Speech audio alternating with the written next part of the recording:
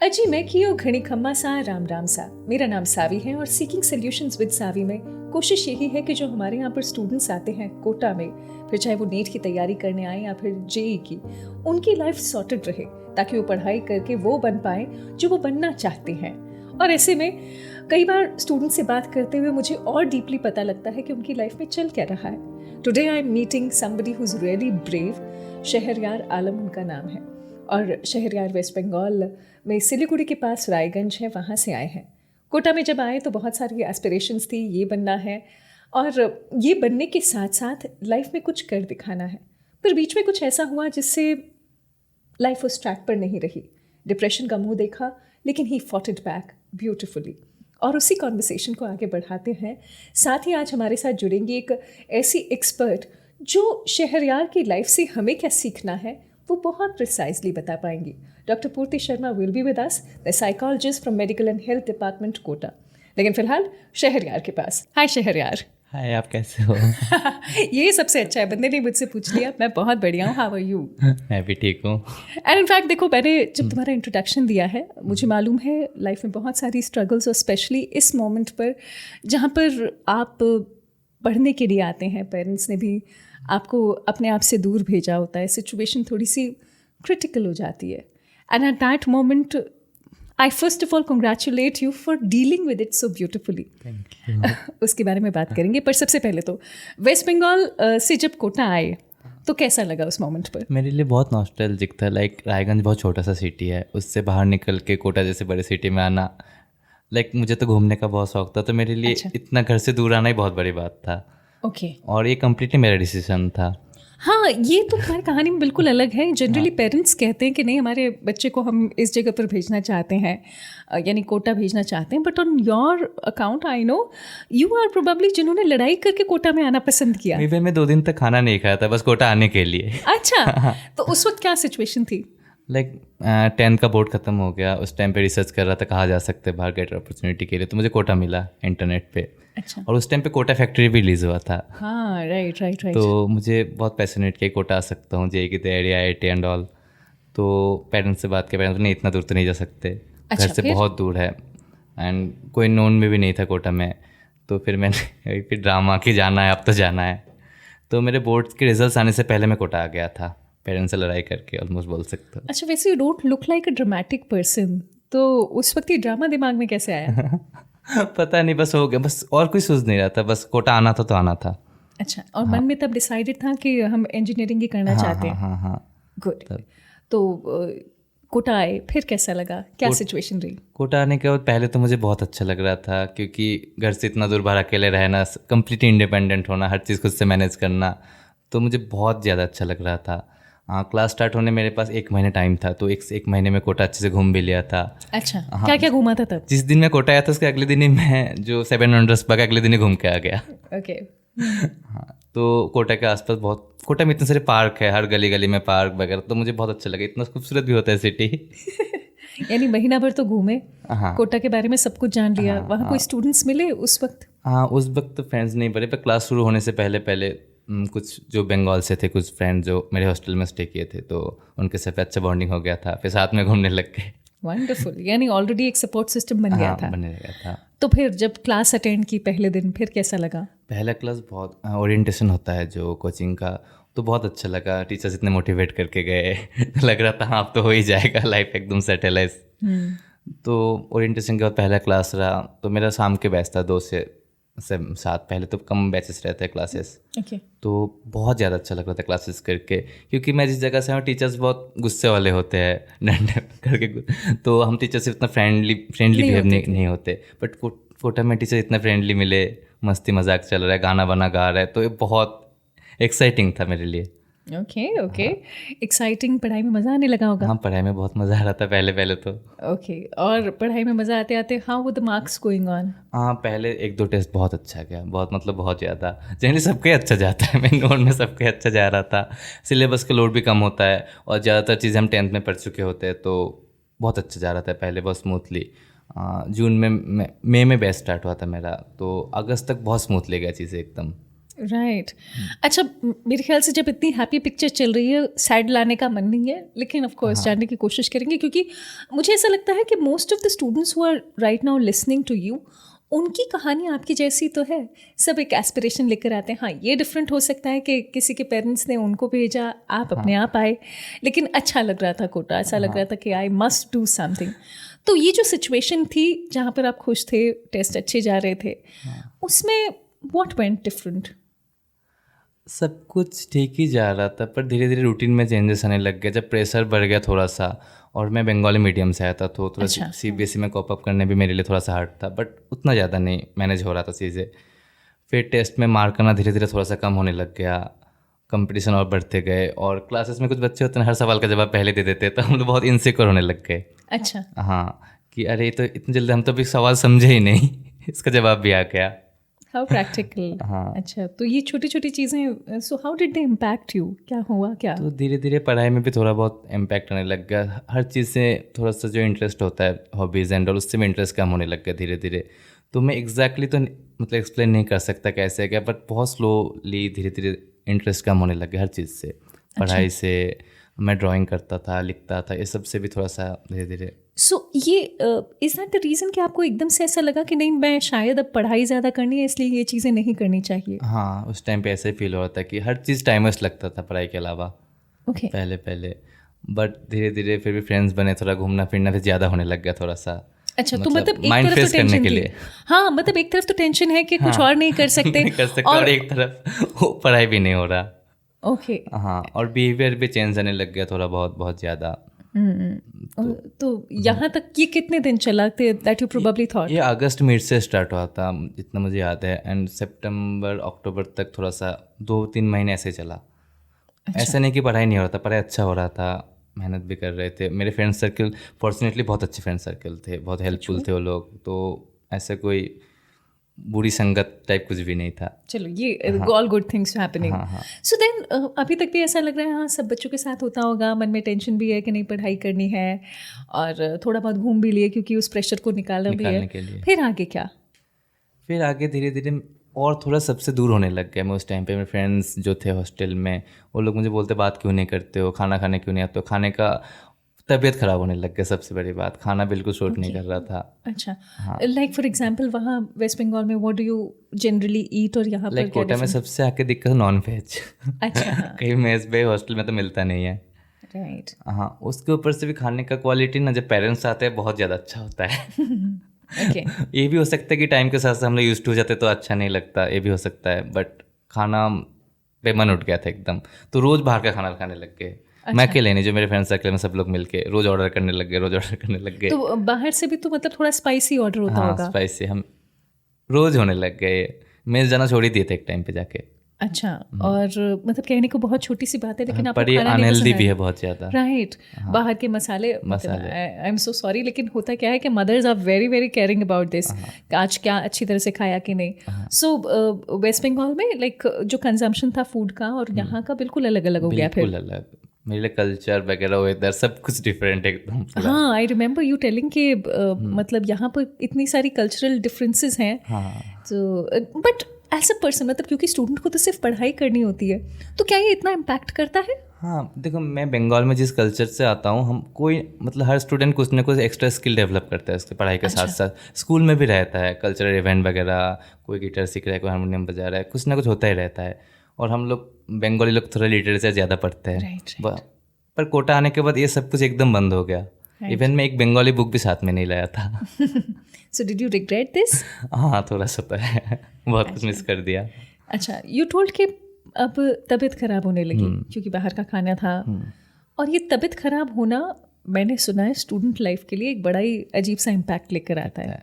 So how did that go? मेरे ख्याल से एक बार क्लास जब मिस हो जाता है 1-2 दिन, वो जो बैकलॉग स्टार्ट हो जाता है, बैकलॉग आना, वो कभी भरपाई नहीं होता। अच्छा। मतलब कोचिंग में सिस्टम बना हुआ है कि extra classes and all, teacher से डाउट पूछ लो, कर लो, बट अल्टीमेटली हो नहीं पाता। अच्छा, तो उसका कोई रीज़न है अभी व्हेन यू लुक बैक? हाँ, मतलब क्लास तो मिस बिल्कुल नहीं करना चाहिए, कुछ भी हो जाए। अच्छा, डिड यू मिस एनी? हाँ, उस टाइम पे तबीयत ख़राब होने लगा तो क्लासेस थोड़ा मिस होने लग गया। तो 1-2 दिन मिस हो गया, थर्ड दिन जाके समझ ही नहीं आ रहा क्या हो गया, ये तो इधर था, इधर कहाँ पहुँच गया चीज़ें। तो ऐसी तबीयत क्या खराब हुई लाइक, क्योंकि ऑफ कोर्स एवरीबडी उसके लिए थोड़ा हाँ, मुझे खांसी जुकाम। माइग्रेन और हेडेक का इशू हो गया था बहुत ज़्यादा उस टाइम अच्छा, पे। Okay. Did you think a lot? हाँ, थोड़ा सा ओवरथिंक भी होने लग गया था, और कैरियर का लोड था बहुत ज़्यादा, और कोचिंग के काउंसलर के पास गया था तो उन्होंने टेंशन और बढ़ा दिया। अच्छा, अच्छा मैं ये पूछूंगी क्योंकि पेरेंट्स को जनरली ये सब बातें पता होती है।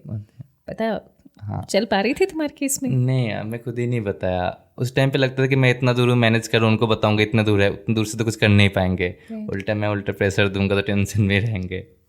और ये टेंशन हाँ, बढ़ते डायरेक्ट बढ़ते। आउटकम तो नहीं बन सकता पेरेंट्स को बता के उस टाइम पे, मुझे ऐसा लगता था उस टाइम पे। और अभी क्या लगता है? अभी तो थोड़ा फ्रेंडली हूँ, बात कर लेता हूँ। That's a good thing. So अभी तक मुझे सिचुएशन में समझ में आ रहा है कि पहले हम पढ़ाई करना चाहते थे, पढ़ाई करते करते कुछ चीज़ों की टेंशन बढ़ी, जब प्रेशर बढ़ा तो एंड देन यू थॉट कि चलो पढ़ाई करनी है और टाइम नहीं वेस्ट करना, थोड़ा दोस्तों के साथ इसी टेंशन को दूर करने के चक्कर में बाहर भी गए। Things were not working in terms of food, तबीयत भी ख़राब होने लग गई। अब आगे क्या? What all did you start noticing in your self? क्या चेंजेस आए? उस टाइम पे चेंजेस से एक टाइम के बाद मैं सबसे बात करना बंद कर दिया था। इवन मेरे जो सबसे क्लोजेस्ट फ्रेंड थे पृथ्वीराज भैया, मेरे हॉस्टल मेट थे, तो उनसे भी बात करना बंद कर दिया एक टाइम में। कोई रूम में आता था मुझे इरिटेशन होता था बहुत ज़्यादा, मैं लाइक बाहर निकल जाऊँ, मुझे नहीं चाहिए, मुझे अकेला रहना है। मैं रात भर हॉस्टल की छत पे बैठा रहता था अकेले। हाँ, तो चीज़ें से बहुत ज़्यादा दूर होने लग गया। उस टाइम पे लगा था कि कुछ नहीं हो रहा लाइफ में, क्लासेस जाना भी कम हो गया। तो लकीली पृथ्वीराज भाई ने नोटिस किया, उन्होंने मुझे फिर डॉक्टर के पास लेके गया, साइकियाट्रिस्ट। अच्छा, हाँ, उससे पहले मुझे आइडिया भी नहीं था कि डिप्रेशन है and all. Okay. So when did you know कि ये टर्म होती है और you were undergoing this? Doctor के पास गया, डॉक्टर ने मेरे से बात किया, उनसे बात किया, सब कुछ पूछा, फिर उन्होंने बोला कि मुझे सीवियर डिप्रेशन है। अच्छा, तो पहली बार मुझे वर्ड उस टाइम पे पता चला था। तो और उन्होंने कुछ बताया कि इसमें क्या होता है? हाँ, बहुत सारे सिम्टम्स लिखे थे, मेरे से ज़्यादा बात नहीं की उन्होंने, बट मेडिसिन बहुत ज़्यादा दिए थे। ओके। सो एज आई सी, तुम्हारे पेरेंट्स ने कभी तुम्हें ये भी नहीं कहा कि बच्चे ये करना? नहीं, मेरे घर से कोई लोड नहीं है। वंडरफुल है ना। तो एक बहुत मेजर प्रेशर हटा हुआ था। हाँ, इनफैक्ट पेरेंट्स जब यहाँ भी मिलने आए तो they did not make a fuss out of it, they supported.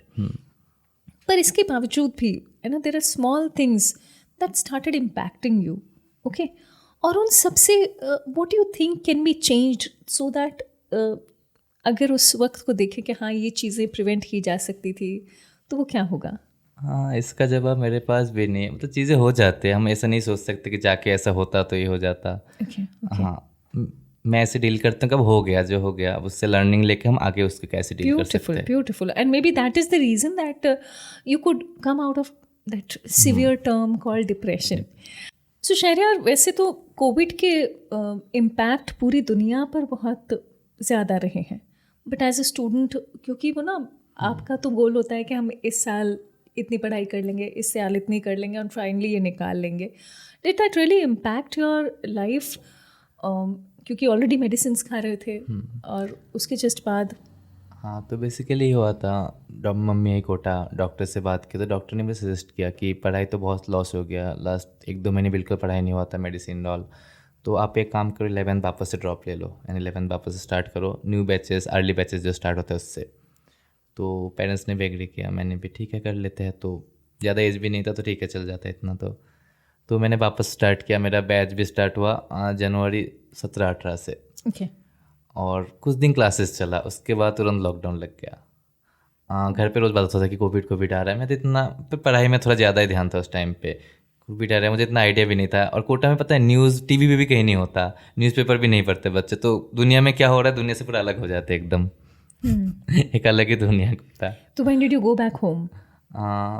उसके बाद जब कोविड हो गया पूरा, कोटा का हालत बहुत ख़राब था, सब लोग एकदम, बट उस टाइम पे बस गया था कोटा से, हर जगह के लिए बस निकला, उसी बस से गए थे, तो 2-3 दिन का जर्नी था।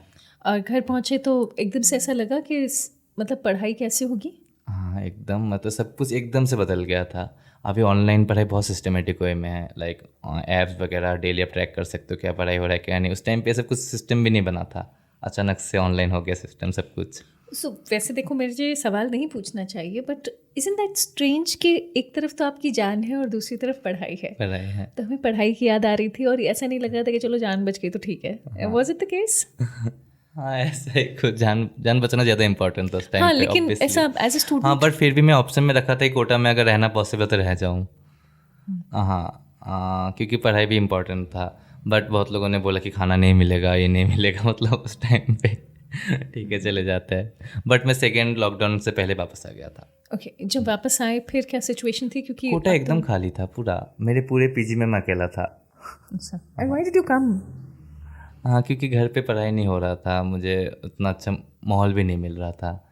हाँ, तो मैं सोचा कि कोटा वापस आ जाता हूँ। अच्छा, फिर कैसे मैनेज हुआ? हाँ, फिर कोटा में आके भी खास कुछ फ़ायदा तो हुआ नहीं, ऑनेस्टली बताऊँ, क्योंकि वापस तो ऑनलाइन ही चल रहा था, वही कोचिंग तो ऐसे भी बंद था, तो बस चल रहा था कैसे भी करके। हाँ, मतलब लेकिन हमने अपने आप को ये कहा कि प्रोबेबली मैं यहाँ पर अभी ज़्यादा कंफर्टेबल नहीं हूँ, let me just take a decision और कोटा लौट कर देखते हैं कि वहाँ पर एटलीस्ट पढ़ाई के लिए थोड़ा माहौल तो मिलेगा। अच्छा, वहाँ से कोविड, ऑफ कोर्स कोविड का इम्पैक्ट हमारी सभी की लाइफ पर बहुत ज़्यादा था, बहुत ज़्यादा। And thank you for sharing that, क्योंकि यू नो हम सभी उस सिचुएशन को डील करने के बाद भी अपने आप से कहते हैं कोई बात नहीं, हो गया ना, बट देन है उसका इम्पैक्ट तो रहा है। तो उसका क्या इम्पैक्ट लिटरली आपकी स्टडीज़ पर आज भी है? हाँ, आज भी है। उससे कोविड से पहले जो स्टडी का फ्लो था वो अभी भी मुझे नहीं लगता कहीं मेंटेन हो पाता है, वो अलग लेवल पे था। राइट। उसके बाद ऑनलाइन होने के बाद चीज़ें बहुत बदल गया। And how about your health? हाँ, हेल्थ, मुझे 2 बार कोविड भी हो गया था। अच्छा, 2 बार कोविड भी हाँ, हुआ? 2 बार, क्योंकि मैं कोटा में कुछ सोशल वर्क भी कर रहा था, लाइक कोविड पेशेंट को खाना पहुंचाना एंड ऑल, तो इस चक्कर में भी एक बार कोविड हो गया था। घर वालों ने डांटा नहीं? नहीं, मुझे घर से कोई भी लोड नहीं है। स्वीट। घर वालों ने डांटा भी नहीं? घर वाले मतलब कंप्लीटली फ्रीडम है मेरे खुद की डिसीजन लाइफ को लेने के लिए। ओके। हाँ, एक तरफ हेल्थ, जहाँ पर अभी डिप्रेशन की मेडिसिन खा रहे थे या नहीं खा रहे थे इस दौरान? नहीं, वो बंद हो गया था। गुड। हाँ, तो कोविड जब घर गया उधर उतनी ज़्यादा एक्सेस नहीं था मेडिसिन एंड ऑल का, तो फिर धीरे धीरे बंद हो गया, तो बंद ही हो गया। ओके, और फिर आगे है ना, चलो ठीक है, अब आगे आ गए कोटा वापस, कोचिंग भी चेंज हो गई, राइट? हाँ, कोचिंग भी चेंज हो गया। फिर वहाँ पर पढ़ाई अब आगे कैसे बढ़ी and how did you attempt for your exam? उसके बाद कोटा एकदम बदल गया पूरा, लाइक क्लासेस में बच्चे भी नहीं थे। पहले बैच में 100-150 बच्चे होते, तो कोविड के बाद 10-20 लोग हैं क्लास में, कोई आ रहा है कोई नहीं आ रहा है, अटेंडेंस का भी पंगा नहीं है, टीचर मतलब एकदम अलग कोटा देखा उस टाइम पे। बहुत धीमी हुई कोटा। तो it would have been you know helpful to you ना, कि अच्छा है अब तो और पर्सनल अटेंशन मिलेगा टीचर को। हाँ, बट कोटा का जो माहौल है वो तो नहीं था ना बिल्कुल भी। कोटा नहीं लग रहा था। अच्छा, जिसके लिए हम आए थे वो तो माहौल था ना? माहौल नहीं था। लाइक Thankfully, उस things टाइम पे are कोई back. फ्रेंड्स भी नहीं थे, सबसे बड़ी बात, और कोई किसी से बात नहीं कर, सब मास्क पहन के अलग अलग बैठे हुए, तो कितना अजीब। उससे ऐसा तो नहीं लगा एंग्जाइटी हो रही है? हाँ, बहुत ज़्यादा, किसी से बात नहीं, टीचर सवाल भी नहीं पूछ रहे थे कि मास्क खोल के जवाब देना पड़ेगा। तो एकदम अलग कोटा था उस टाइम पे। I am liking you can still smile at it. अच्छा, फिर यू नो तुम्हारे केस में ऐसा मुझे लग रहा है कि अपना खुद का इम्यून सिस्टम भी है, right, in terms of because you are a traveller person, तो उसने क्या हेल्प की डिप्रेशन से बाहर निकलने में? हाँ, एक्चुअली मेरे सबसे लाइफ में सबसे प्लस पॉइंट है कि मैं घर से फ्रीडम है पूरा, तो मैं कुछ भी करता हूँ तो दे ट्रस्ट मी, तो मैं बता देता हूँ इसलिए कि मैं इधर जा रहा हूँ घूमने के लिए, तो अलाउ कर देते हैं। अच्छा। तो जब डिप्रेशन ऑल चल रहा था उस टाइम पे मैं सोलो ट्रैवलिंग और ज़्यादा करने लग गया, कि कोटा के बाहर कभी बूंदी चला गया, कभी जयपुर चला गया, कभी उदयपुर चला गया। तो ट्रैवलिंग में ये होता है कि नए नए लोगों से मिलते हैं, नए नए जगह, नए नए स्टोरी, तो मुझे बहुत पैशनेट करते हैं सब चीज़ें। और बॉलीवुड ने और बिगाड़ दिया था दिमाग। अच्छा, वो क्या किया था? जैसे ये जवानी है दीवानी। ओके, वो मूवी, हाँ, बनी। हाँ, तो बनी, सबकी लाइफ में बनी बनना था बस। अच्छा, बनी बनना था। हाँ, तो बनी डॉक्टर इंजीनियर थोड़ी ना था। नहीं था, फिर भी अब बनी बनना था। बनी बनना था। ओके तो पर लॉकडाउन के प्लस पॉइंट था कि लॉकडाउन में बहुत से स्किल डेवलप किया मैंने खुद से। ओके। हाँ, उस टाइम पे इंटरनेट का एक्सेस बहुत ज़्यादा आ गया था, क्योंकि क्लास तो होता नहीं था, तो यूट्यूब में बहुत कुछ सीखने को मिल रहा था, अलग अलग कोर्सेज, क्लासेस, ये होता है बिजनेस, ऐसे होता है, तो दिमाग में बिजनेस एंड ऑल आने लग गए कि ऐसे कर सकते हैं। So are you running your business? हाँ। वो कैसे स्टार्ट हुआ? हाँ, वो मैं कोटा से जाने के बाद मेरे कॉलेज स्टार्ट हुआ, उसके बाद मैंने स्टार्ट किया। ओके चलो इसके बारे में सेपरेटली बात करेंगे, but I want to know कि पेरेंट्स को कभी क्या सच में उनको कोई परेशानी नहीं हुई? इनफैक्ट क्योंकि जब तुम्हें कोविड भी हुआ एंड मैं घर पे बताया नहीं था कोविड हुआ, मुझे एक बार बताया था बस। बाबा अभी मैं तुमसे नाराज़ होने वाली हूँ, है ना? लाइक मेरा यही मानना था कि बताऊंगा तो वो लोग कुछ कर नहीं पाएंगे, उतनी दूर से आ नहीं पाएंगे, भले में फालतू में टेंशन होगा, और सिंगल चाइल्ड पर हूँ। एक बात बताओ, अगर तुम्हें कुछ हो जाए तो बेचारे पेरेंट्स क्या करें? अरे उन्हें नहीं पता ही होगा, नहीं। इतना तो उम्मीद था कि नहीं होगा। I don't know how to take this. अभी भी पता नहीं है घर पे कि मुझे कोविड हुआ था। अच्छा, इस संवाद के साथ तो पता चल जाएगा, चल जाएगा। है ना, कि 2 बार कोविड हुआ, जिसमें एक बार तो यहाँ पर काम करते ही हुआ।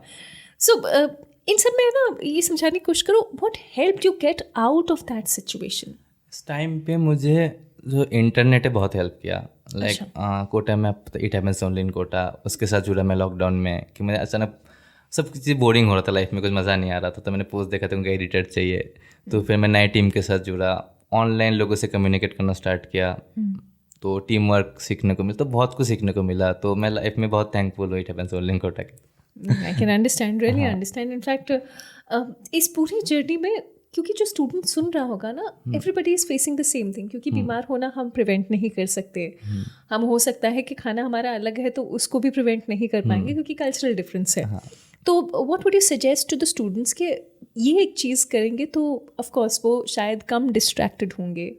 एंड डू यू फील कि वो जो टाइम था यू डिड समथिंग रॉन्ग? पहला सवाल तो ये है ना, इस टाइम पे कुछ गलत तो नहीं किया। चलो good good. So of course हमें ये नहीं लगता कि मैंने अच्छे कंटेंट कंज्यूम किया था, जिसका मुझे इफेक्ट अभी मेरे काम में मिलता है मुझे, कि हाँ ये से मैं वेबसाइट डेवलप सीख गया था, बहुत कुछ पहले सीख गया था जो कॉलेज से पहले ही।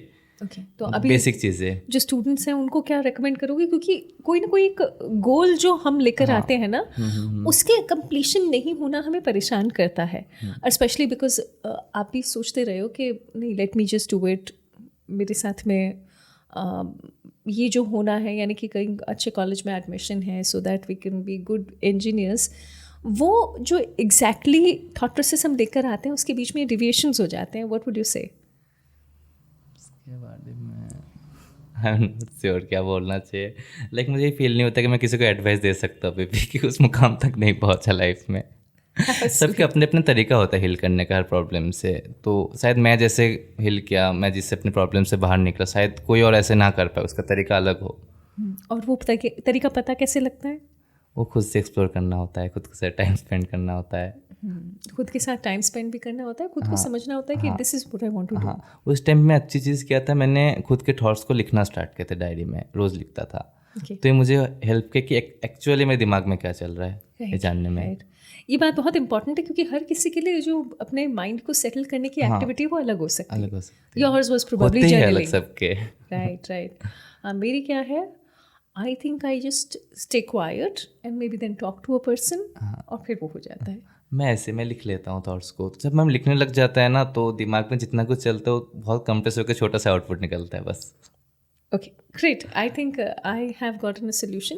पर जो स्टूडेंट्स सुन रहे हैं उन्हें कोई, I know you don't want to give them an advice. मैं कोटा में पैसे सजेस्ट करूँगा हॉस्टल ना ले, पीजी बेटर है, क्योंकि मैं खाने का जो प्रॉब्लम था ना, मैं ऐसे सोल्यूशन निकाला था। मैं हर मंथ मेस बदलता रहता था। अच्छा, हाँ, तो अलग अलग टेस्ट मिलता था। बाद में जब आया मैं पीजी में गया, क्योंकि पीजी ओपन मेस में कोई दिक्कत भी नहीं होता, हॉस्टल में तो ऑप्शन भी नहीं रहता, तो हर मंथ अलग अलग टाइप के मेस, कभी इधर जा रहा हूँ कभी उधर जा रहा हूँ। मेस चेंज किया इतना फ्रीक्वेंटली, तो मतलब इससे खाने की क्वालिटी नहीं, बट टेस्ट अलग अलग होता है। कभी बिहारी मेस लगा लिया, कभी पंजाबी मेस लगा लिया, तो खाने का टेस्ट का डिफरेंस होता रहता है। So Shahryar, what I learn about you is कि तुम ना लाइफ में चीज़ों को चेंज करते रखना चाहते हो। मुझे कांस्टेंट चीज़ें पसंद ही नहीं है। कांस्टेंट चीज़ें पसंद है। अच्छा, बिकॉज आई नो कि 3 कोचिंग्स भी तुमने चेंज की and then you appeared for the exam, but finally जब एग्जाम के लिए अपीयर किया, उस वक्त मेंटल स्टेट क्या थी? मैं बहुत रिलैक्स था, क्योंकि मुझे इस टाइम पे लाइफ में क्लैरिटी हो गया था मुझे क्या करना है क्या नहीं करना है। और वो क्या था? हाँ, कि मुझे पता था कॉलेज करूँगा, उसके साथ साथ बिजनेस में भी जाऊँगा, राइट। एंड थोड़ा सा एक्सपीरियंस भी हो गया था, टीम के साथ काम भी कर चुका था, बहुत सारे स्किल्स भी डेवलप कर लिया था, तो एक कॉन्फिडेंस आ गया था अंदर से, चलो आप स्टार्ट कर सकते हो। तो ये एज जो है तुम्हारी, उस हिसाब से थोड़ा बड़ा सपना नहीं था, मतलब छोटी एज और बड़ा सपना। हाँ, और ऊपर से थोड़ा सा अर्निंग भी स्टार्ट हो गया, तो ट्रैवलिंग के लिए घर से पैसे भी नहीं मांगना था ज़्यादा, कि हाँ तो खुद से कर सकता चीज़ें manage. I can hear a solo traveller. तो ना हम एक काम करते हैं, अब देखो तुम्हें जितनी ट्रैवलिंग पसंद है सावी को उतनी ही मैं उसमें माइनस मार्किंग में जाती हूँ। Okay. ठीक है, सो सबके साथ हम रैपिड फायर करते हैं, पर शहरयार के साथ हम एक अलग एक्सपेरिमेंट करते हैं। तो देखो मैं मारवाड़ी में तुम्हें जो भी मेरे ट्रैवलिंग के बारे में संवाद हैं वो सुनाऊंगी, and you have to answer in Bengali. है ना, बंगाली बोलते बांग्ला बोलते हैं? बांग्ला, ओके ठीक है, चलेगा। हाँ, तो शुरू में एकदम। मेरे एकदम हाँ बिल्कुल चोको लगे। सो आई विल बिगिन। ओके। મને ના ઘૂમણું માથે મેં સોટરી દીએ ઈસો લાગે। কিন্তু আমার ঘুরতে খুব বেশি ভালো লাগে। लास्ट टाइम मैं घूमन गई ना, हमारे ख्याल में 1 साल 2 साल 3 साल पता नहीं कितना हो गया, मैं बरसा तक तो ट्रेन में ही नहीं चढ़ी। আমি অলওয়েজ ঘুরতে থাকি, যেখানে এখানে এক জায়গায় বেশি দিন স্টে करते पारी ना। हालांकि मैंने लगे कि कहीं कहीं अगर थोड़ी शांति चाहिए जन घूम लेना चाहिए, पर भी चक्कर में घूमण वास्ते बाहर निकलो, गाड़िया में रहो तो उल्टियाँ हुए, मातो ही खराब हो जाए मार तो। ঘোরা, নতুন নতুন লোকের সঙ্গে দেখা করা, নতুন নতুন এক্সপিরিয়েন্স, ফুড অ্যান্ড অল খুব প্যাশনেট করে আমাকে। हाँ पैशनेट तो पता नहीं मैं कहीं बात रही हूँ, कम से कम घुमंडी तो नहीं हूँ। कहीं कहीं लगे कि हाँ पीस हो तो फिर करा कहीं हो सके कि बारे घूमन जाओ, पर घूमन जाओ में माँ तो दुकान में नहीं है। मतलब काश बात ट्रैवलिंग में कहीं है कि जावन रो काम खत्म हो जाए, खाली जिग्या पूगो, आँखें बंद करो और टाइम मशीन हो जाए और फिर काम चल जाए। আমি তো কোথাও ঘুরতে গেলে 2-3 দিন 4 দিন টাইম লিমিট থাকে না, বাস ঘুরতেই থাকি। आई एम श्योर जो लोग मारवाड़ी को मेरी बात समझ गए होंगे और जो लोग बंगाली हैं वो शहरयार की बातें समझ गए होंगे। पर इस पूरे के पूरे कॉन्वर्सेशन का मतलब यही है कि लाइफ में हम एक गोल लेकर चलते हैं और हो सकता है डिविएशन हो जाए, बीच में बहुत परेशानियाँ आएंगी, लेकिन शहरयार की स्टोरी से मुझे लर्न ये करने को मिलता है कि आपको डिसहार्टन नहीं होना है, नहीं सोचना है ये कि हम आगे इसके आगे बढ़ ही नहीं पाएंगे। ऐसा नहीं होगा। लाइफ में जो चीज़ें पसंद करते हैं, जिनके कारण आपका स्ट्रेस रिलीव होता है, उसमें हो सकता है आप अपने आप को हील करने की कोशिश करें। एंड ऑफ कोर्स आपके पास जो आसपास के लोग हैं उनका सपोर्ट तो रहेगा ही। And Shahryar, thank you so much for joining us, sharing your story. It is really brave, क्योंकि मुझे लगता है कि ये जो टर्म है बहुत सेंसिटिव और भारी है, और जितनी छोटी सी उम्र आपकी है, छोटी सी मतलब 20 साल के हो, लेकिन ऑफ कोर्स जब कोटा आए तब तो 4 साल छोटे, 16 साल के थे। Okay, but thank you for sharing it with us and hope to hear you more so that you can inspire many more. बहुत शुक्रिया, thank you so much. So that was Shahryar, and Shahryar ने अपनी लाइफ से जो भी insights share की हैं, क्यों ना इन्हीं इंसाइट्स को यूज़ करें हम ये समझने के लिए कि एक स्टूडेंट जो कोटा में आता है भला उसकी लाइफ और सॉर्टेड कैसे हो सकती है। इनफैक्ट हमारे साथ पहुंच चुकी हैं डॉक्टर पूर्ति शर्मा, एंड पूर्ति मैम एक साइकोलॉजिस्ट होने के साथ साथ बहुत सारे ऐसे बच्चों से जब डील करती हैं, तो पूर्ति मैम आप ही से जानना चाहूँगी कि हम शहरयार की लाइफ जब देखते हैं, एक नॉर्मल बच्चे की लाइफ दिखाई देती है, पता है हमें कि कहीं कहीं तो हम भी अटकते हैं, और जिस वक्त अटकते हैं उस वक्त एकदम से कोई सल्यूशन नहीं मिलता है। इनफैक्ट शहरयार ने खुद ने कहा है कि मैं खुद कोई एडवाइस प्रोबेबली नहीं दे पाऊँगा, लेकिन हाँ उसकी लाइफ से कुछ छोटे छोटे बिट्स हैं जो हर बच्चा फेस करता है। फॉर एग्जांपल शहरयार ने ये कहा कि पेरेंट्स जब दूर होते हैं तो एकदम से ऐसा लगता है कि शायद वो इतनी दूर से हमारी हेल्प नहीं कर पाएंगे। सो देयर व्हाट यू से, ये अगर फीलिंग आपके अंदर है भी सही, तो भी क्या पेरेंट्स से बात करनी चाहिए? सावी, मुझे ऐसा लगता है कि आप इसलिए पेरेंट्स से बात करने के लिए खुद को रोक रहे हैं कि वो मदद क्या कर पाएंगे, बिकॉज वो बहुत दूरी पर हैं, उन्हें आने में 2 दिन लगेंगे, या आप अपने बड़े मसलों को या ऐसे मसले जिनसे आप परेशान हैं आप उन तक नहीं पहुंचाना चाहते, दैट दे विल वरीड। सो आपको एक चीज़ समझनी होगी कि ज़िंदगी में कुछ लोग, कुछ रिश्ते वो होते हैं, वो आपको 100% सॉल्यूशन नहीं देंगे, बट उस प्रॉब्लम से लड़ने की हिम्मत दे देंगे। सो सॉल्यूशंस अगर आपको चाहिए तो उन पे काम आपको करना पड़ेगा, पर उसकी लड़ाई के लिए जो हिम्मत आपको चाहिए वो डेफिनेटली आपको अपनी फैमिली से मिलती है। हो सकता है पहले वो आपको शायद वो भी completely understand ना कर पाए, because no one can feel what you are feeling, but your parents, your dear near one, they are the active listener, empathetic listener. So आपको उन्हें बताना ज़रूर चाहिए। अगर आप छुपा के चलेंगे तो आपको एक बड़ा नुकसान झेलना पड़ सकता है, शायद वो समय का ख़राब होना हो या उससे ज़्यादा कुछ हो। हाँ, बट थैंकफुली शहरयार की लाइफ में पेरेंट्स ने हमेशा उसे कंफर्ट किया, सपोर्ट किया। एंड देन क्या हम इतना सा भी नहीं कर सकते कि अपने पेरेंट्स को उस सपोर्ट में थोड़ा सा और कुछ बता दें ताकि दे फील कंफर्टेबल, हाँ बच्चा जहाँ है ठीक है। इसमें एक मूड काम करता है। दरअसल बच्चा अपने पारिवारिक परिस्थितियों से वाकिफ़ होता है। राइट। बच्चा छोटे से बड़ा हो रहा होता है तो उसे दिखता है। मतलब एक छोटा सा इंसिडेंट है, एक बच्चा, उसकी उम्र होगी 9 साल एंड वो कुछ, उसके father he is working in a US mood, he is living in India. तो उसने मेरे को एक लाइन बोली, मैंने कहा why you start this weird behaviour, चुप रहते हो, नहीं बोलते हो घर पे। सो ही जस्ट सेड कि अरे डैडी काम करते हैं रात भर एंड फिर वो दोपहर को सुबह सोते हैं। फिर ऐसे में अगर मैं उनको बोलूं कि मुझे ये चीज़ अच्छी नहीं लगती आपकी, आप इसे बदलो, आप जल्दी जल्दी किसी से कुछ भी बात भूल जाते हो, आप लड़ जाते हो, पापा आप मत करो, तो मुझे ऐसा लगता है कि उन्हें बहुत बुरा लगेगा because he is really working hard. मुझे इतनी नींद आती है तो उनको भी तो काम करते हुए नींद आती होगी। It is just an example. वो बहुत छोटा बच्चा है, पर वही बच्चा जब बड़ा होने लगता है शायद उसके कुछ कॉन्फ्लिक्ट हो सकते हैं अपने पेरेंट्स के साथ, बट वो इस बात से डिसएग्री नहीं करता कि मेरे पेरेंट्स मेहनत कश नहीं हैं। उसे पेरेंट्स की मेहनत दिख रही होती है और अब वो ऐसे में उन्हें और प्रॉब्लम्स नहीं देना चाहता जैसा वो सोचता है। Very true. In fact it's a very valid point कि हमें भी मालूम है कि पेरेंट्स ऐसा फील करेंगे तो हम बच्चे ना उनको फिर भी बताने से, लेट अस जस्ट टॉक। और पेरेंट्स भी प्रोबेबली इस बात को मतलब क्या कहते हैं कि आप आगे बढ़कर कहें कि बेटा let's talk, that's very important. आपको वो स्पेस शुरू से ही देना पड़ेगा। जैसे कि मैं बताती हूँ, चाइल्ड साइकोलॉजी में एक बहुत ही कॉमन फैक्टर है, अगर आप बड़े होके बच्चे से कह रहे हैं कि तू बात नहीं करता, तेरे दोस्त तेरे ज़्यादा करीबी हो गए, माँ बाप दूर हो गए, आप गलत उम्र में उससे बात कह रहे हो। When your child was 7 to 8 year old, आप तब से उससे बोलते कि बैठा जा बात करते, आप उसे सब सुनते। वो आपसे ऐसे ऐसे, वो आपसे ये भी पूछता ना कि पापा B और G का मतलब ये BG क्या है। हो सकता है किसी का लोगो हो, उसे नहीं पता, बट उसके सारे क्वेश्चंस को अगर आपने रिस्पॉन्ड किया होता तो वो आज आपसे डेफिनेटली बात करता। Very true, very true. But आपने वो कम्युनिकेशन के गैप्स वहीं से रखे। फॉर एग्जाम्पल, किसी दिन आपने जवाब दिया बट किसी दिन आपने कहा कि फालतू सवाल नहीं, अभी जाके खेलो, बाद में बात करेंगे। उसके पास माँ बाप एक ही है ना, वो कहाँ जाएगा अब दूसरे से सवाल करने। हाँ, right. And that reminds me of food as well, क्योंकि मम्माज बहुत हद तक है ना बच्चों के खाने के लिए बहुत कंसर्न्ड होती हैं। और क्योंकि शहरयार ने बाकायदा ये बात कही है कि उसे बहुत सारे मैसेज चेंज करने पड़े just because he was not loving the food out here. और वो एक मोमेंट पर खाना ऐसा है कि खाना अच्छा नहीं था तो मूड ख़राब हो गया, मूड ख़राब हुआ, पढ़ाई पर इम्पैक्ट आया ना। मतलब क्योंकि मैं मान सकती हूँ वेस्ट बंगाल से Kota it's a different journey ना, ओवरऑल पूरा कल्चरल बैकग्राउंड ही चेंज हो जाता है। तो फिर वहाँ क्या किया जा सकता है? बिकॉज ऑफकोर्स मतलब आप एक लेवल तक तो वो खाना अरेंज कर पाओगे, but how to combat that?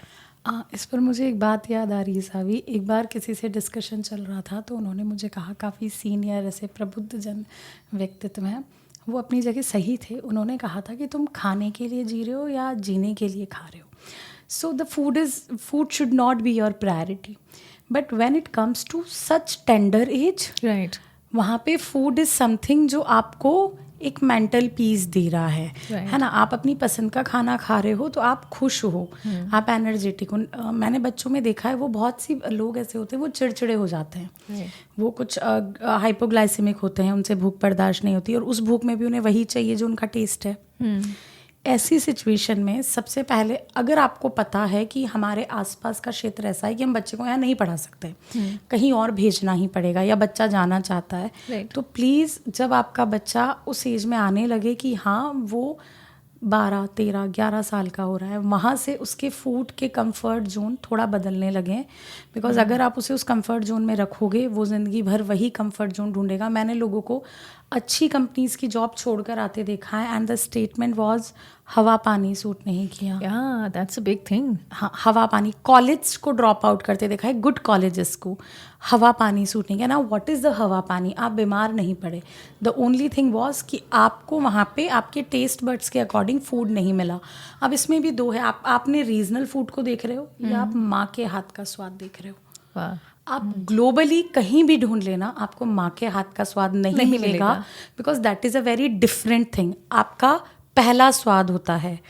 After the feeding as, जब आप उस उम्र से बाहर निकलते हो और जब पहला आप अन्न का दाना मुंह में लेते हो तो वो माँ के हाथ का होता है। माँ, दादी, नानी, एंड वो जो टेस्ट है आप उसको दुनिया का कोई टेस्ट रिप्लेस नहीं कर सकता। तो अभी आपको ये तय करना होगा कि fine, I am not able to figure it out, ये मुझे नहीं मिल रहा है। सो आप उस जैसा नहीं, उससे थोड़े नीचे की स्तर की चीज़ को, स्तर इन द सेंस कि वो सेम एक्यूरेट टेस्ट नहीं है, उससे थोड़ा सा कम जो आसपास हो, 40-50 रेशियो चल रहा हो, 60-40 चल रहा हो, आप उसको एक्सेप्ट करो। बट अगर आपने उसको प्रायोरिटी बना लिया है तो फिर आपकी जर्नी डिफिकल्ट है।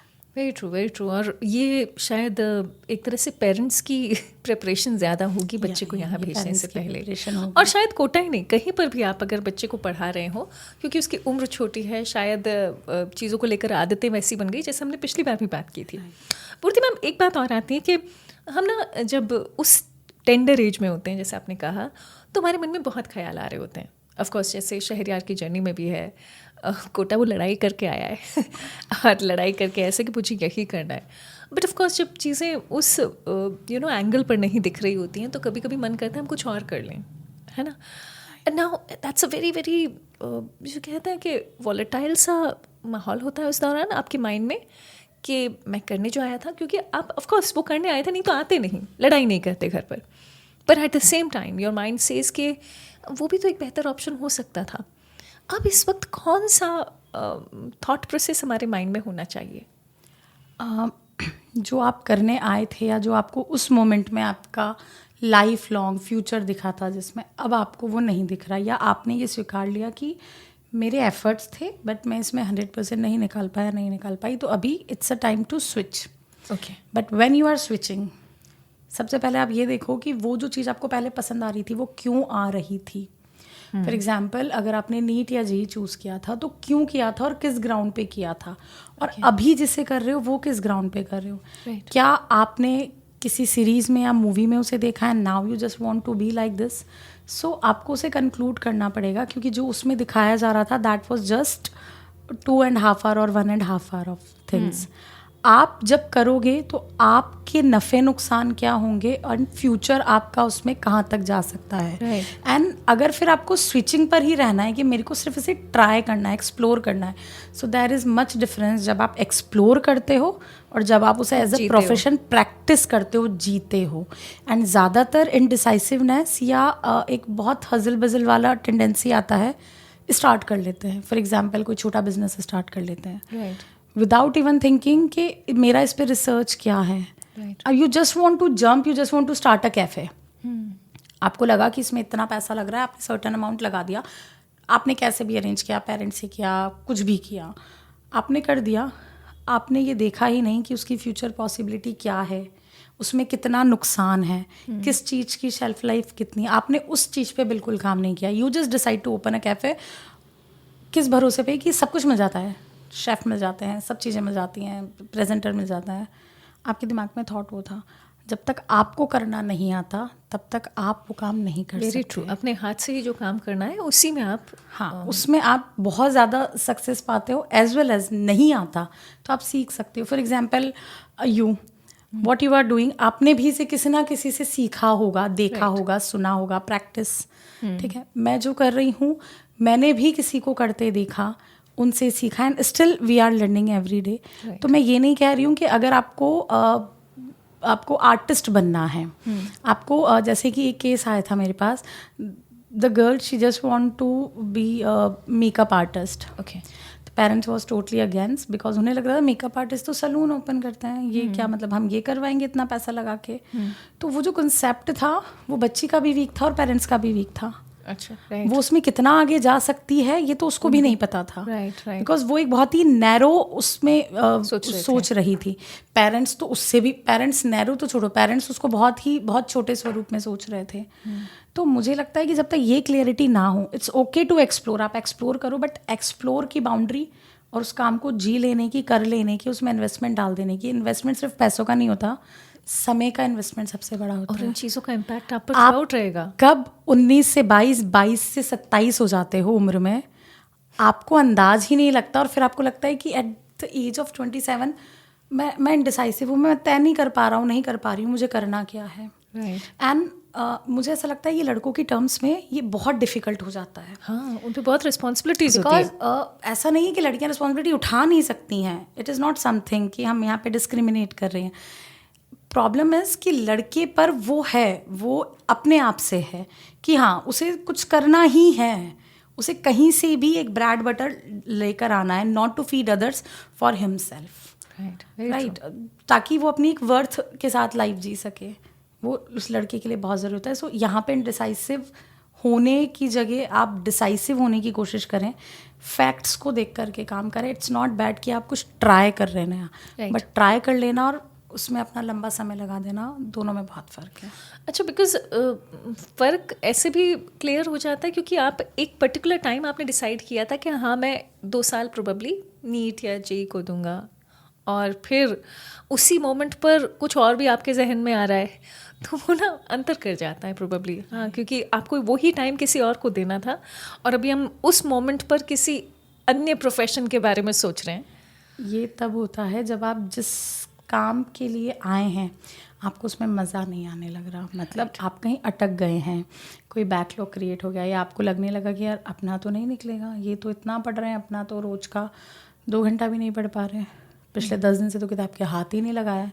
तो वो वाली जो फीलिंग होती है ना कि अब नहीं हो पाएगा, आई एम क्लियर ये मेरा नहीं हो पाएगा, तब आपको दूसरी चीज़ें ज़्यादा अट्रैक्टिव लगती हैं। क्योंकि मैंने आज तक ये नहीं देखा कि कोई बच्चा या बच्ची यहाँ आया और उसे लगा कि मैं नहीं हूँ, मैं इंजीनियरिंग IITian या डॉक्टर वाला नहीं है मेरे अंदर ट्रेट, तो उसने कभी भी कोई ऐसा प्रोफेशन की तरफ स्विच नहीं होना चाहा जिसके बारे में ज़्यादा लोग बात नहीं करते, राइट, है ना, जो हीरा, मतलब नो वन चूज, मतलब जो मेरे जानकारी में है उनमें से किसी ने भी ऐसे प्रोफेशन चूज़ नहीं किए जो बिहाइंड द कर्टन रहते हैं, जो दिखते ही नहीं हैं, ठीक है, उनमें से किसी ने ऐसा कुछ चूज़ नहीं किया, किसी ने ये नहीं सोचा हम वाइल्ड लाइफ में जा सकते हैं, इन्फैचुएशन ज़्यादा दिखाई देता है, इन्फैचुएशन ज़्यादा दिखाई देता है। और ये ऐसा नहीं है वो बच्चों का कसूर है, ये उस एज का एंड आज के टाइम में इंफॉर्मेशन जो है वो इतनी ज़्यादा हो गई है, ये हमारे साथ भी होता है। हम मार्केट जाएंगे, हम पहले अगर आधे घंटे में कोई चीज़ ले लेते थे तो अब हमें उसमें 1 से 1.5 घंटा लगने लगा है, क्योंकि हमारे पास भी ऑप्शन ज़्यादा हैं।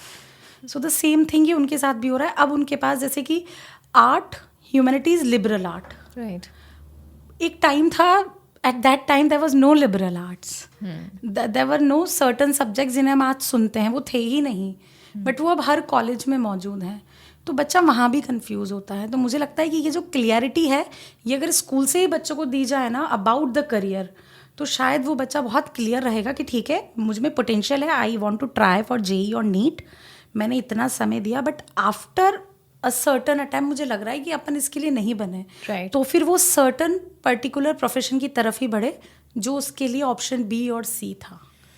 ब्यूटिफुल। इनफैक्ट ये क्लैरिटी तो आना बहुत ज़्यादा ज़रूरी है ही सही। अच्छा, एक बात जो I have been saying this about Shahryar each time is he's been brave enough to share from his life. मैं मानती हूँ मतलब जो टेंडर एज है उसमें आपके मन में बहुत सारी चीज़ें चलती होंगी, but he was so kind to share with us. और जब उसने शेयर किया कि उसे एक पॉइंट पर चीज़ें अच्छी नहीं लग रही थी, तो आसपास के लोगों के लिए शायद ये एक अलार्मिंग साइन हो जाता है। इनफैक्ट क्योंकि खुद तो उस वक्त चीज़ें समझ नहीं आ रही होती हैं, तो ऐसे में आसपास वाले लोगों को किन चीज़ों का ध्यान रखना चाहिए? मैंने कुछ टाइम पहले एक बात कही थी कि आप सबको काउंसलर बनना पड़ेगा, सबको।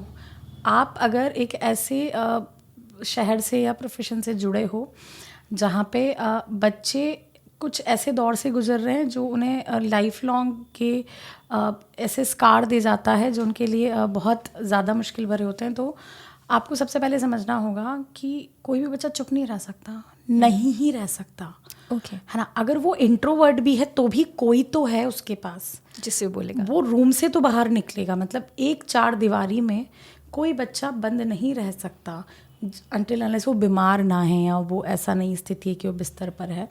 अगर वो नहीं निकल रहा है तो ये प्रायोरिटी पे ड्यूटी है उस जगह की जो लोग रह रहे हैं और उसके पीयर ग्रुप की भी, जो उसके आसपास है। हो सकता है वो किसी अलग कोचिंग से, आप किसी अलग कोचिंग से, आपने आज तक बात नहीं करी, but it's all on your human ground कि आप एक बार तो नॉक करें। और आपसे नहीं करा जा रहा ना कि आपको ऐसा लगता है कि यार मैं नहीं बात कर सकता किसी से, जाके अपने वार्डन को तो पिंग करो कि वो देख लग रहा है कि उसने कल भी खाना नहीं खाया, सुबह भी नहीं आया, या क्यों नहीं आया, आप एक बार पता करो।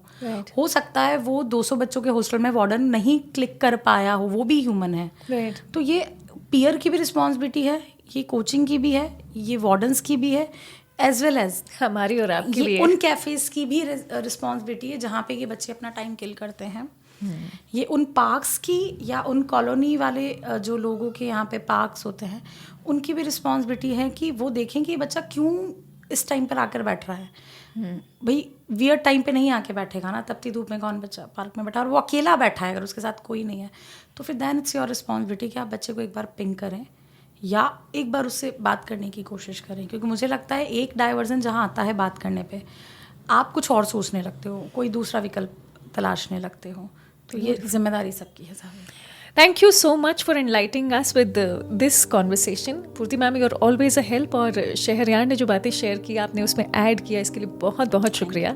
And I think with this episode of seeking solutions with Saavi, हम इस सोल्यूशन पे पहुंचे हैं कि जिम्मेदारी हम सबकी है। Shahryar was brave enough to tell us कि उसकी लाइफ में क्या हुआ, और अब हमारी जिम्मेदारी है कि हम भी इन बच्चों का ध्यान रखें। कोटा हमारा है, ये एग्जाम नहीं है, ये तो लाइफ को जीने का तरीका है। Take care, thank you so much.